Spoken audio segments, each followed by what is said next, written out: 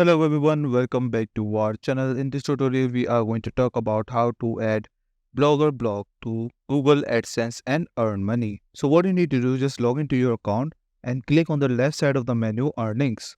Here you can see the first option connect AdSense. Click on this option. After that, just click on go to AdSense. Once you are here, you just need to click on add site over here. And here we are going to enter the website URL. So if I go back and open that blog. So you need to copy this only. So just remember that, copy this, go back and paste that over here. Click on save. After that, you just need to enter the information of payments. After that, you just need to click on sites and you will end up over here. Click on your URL. Here you are going to verify your site ownership. Click on next and click on request review. After that, just click on home and you will end up over here. Here you can see that thanks for connecting the site. You have already connected the site and we have our payment method over here. You just need to enter the information over here. After that, you can just easily click on explore over here and see how the ads will look like on your website. Here you can see this is the website which we were talking about, and on the right side, click on auto ads. You can obviously go ahead and start